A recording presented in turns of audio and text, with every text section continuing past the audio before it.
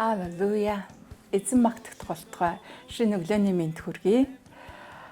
Бидний эзэн бол агуу хүчрхэг. Амен.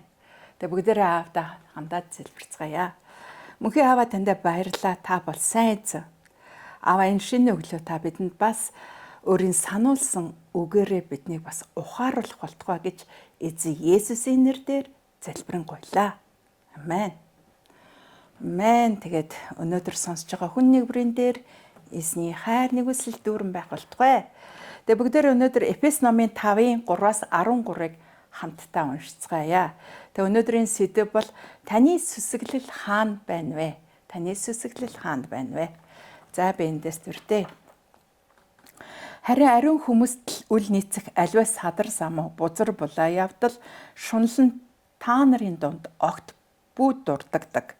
Садар сомон яриа мунхаг үгс шалиг наргайн зохимжгүй харин оронд нь талгарлын үг яр садарлагч бузрыг үйлдэгч шунхаарч энэ нь шүтэн шүтгч мөн аливаа хүнд Христийн болон Бурхны хаанчлал өв байхгүй гэдгийг та нар мэд.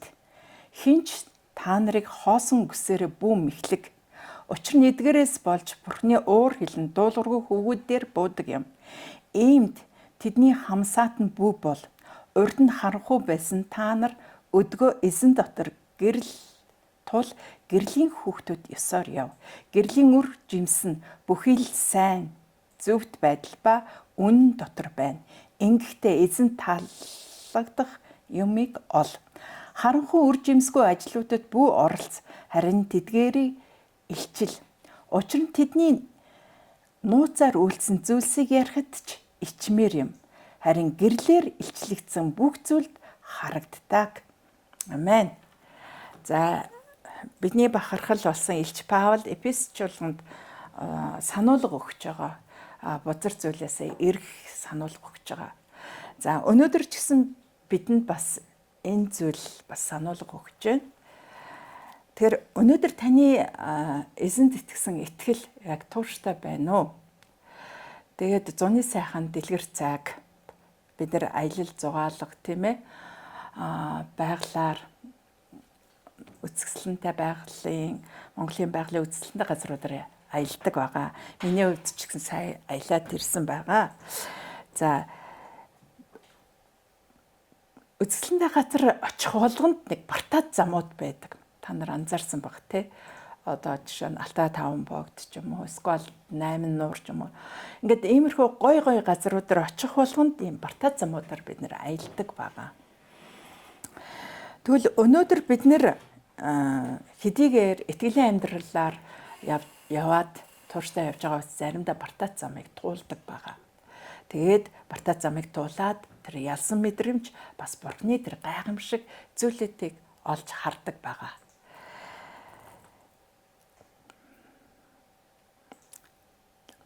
Өнөөдөр энд дурдсанчлан бид нар одоо хүмүүсийн одоо нэг мунхаг хүмүүсийн тэр харанхуй одоо зүйлд бид нар бүү оролцоосоо гэж сануулсан энэ зүйл нь юу вэ гэхээр тэр байгалийн үзэсгэлэнд уул усыг бид нар дахих ёсгүй. Гэтэл одоо хүмүүс ингэж байна. Тэр хайрханд очивол тийм ээ бид итгэрдэг мөнхөд амьдрдаг.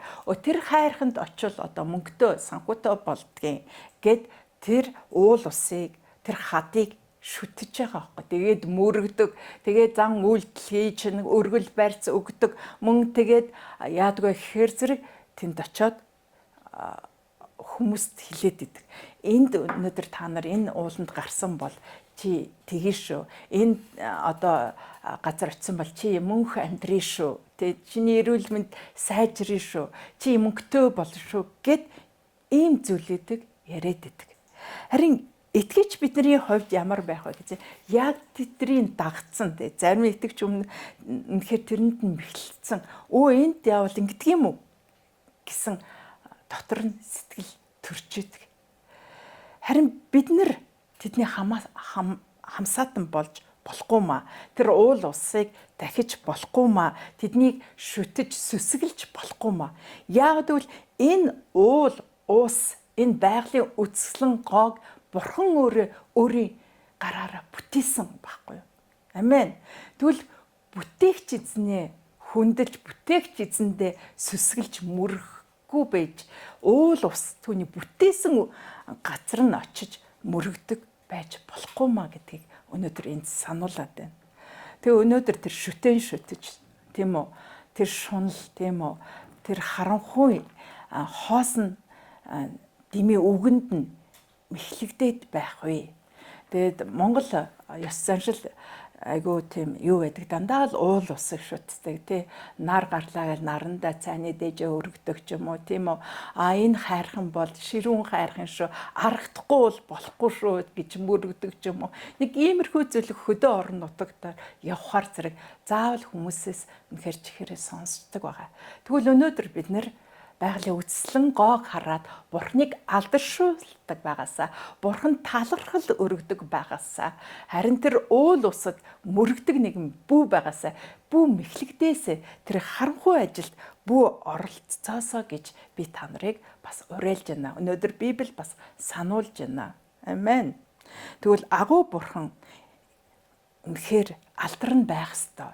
Тэгвэл тэр харанхуйг ялсан гэрлийн хүүхдүүд болсон бид гэрэлтүүлдэг нэгэн байгаасаа энэ уул усыг бидний амьд Бурхан бүтээсэн гэж ярьж сайн мэдээ түгээдэг нэгэн байгаасаа гэж би та нарыг уриалж байна. Тэгээ үнэн дотор бид нэр гэрлийн хүүхдүүд шиг явцгаая. Үнэхээр тэр дэлхийн тэр дуу хоолой худал мэх тэр зал мэхэнд орхоос болгоомжилцгоё гэдгийг өнөөдөр энэ одоо эзний үгээс бид нар олж авч байна. Тэгээ бүгдээ хамтдаа эзэн Бурхантай залбирая. Өнөөдрийн үгийн төлөө баярлалаа. Бид мэхлэгдмээргүй байна. Дэлхийн дуу хоолойнд худал хуурмагт мэхлэгдмээргүй байна. Бид гэрлийн хүүхдүүд шиг үнэн дотор явж үнэхээр үр жимстэй баймаар байна эзэн. Бид үнэхээр тэр уул усыг тагтаг нэгэн биш, харин бидний Бурхан агуу нэгэн гэж Бурхныг алдаршуулдаг нэгэн, үнэн дотор үннийг ярьдаг нэгэн байхад та биднийг бас хүчтэй байлгаж өгөөрэй гэж эзэн Есүсийн нэрээр залбирanгуйж байна. Амен. Тэгээ үнэн дотор та эзний баяр ёслон авах болтугай гэж таныг өрөөж байна. Амен.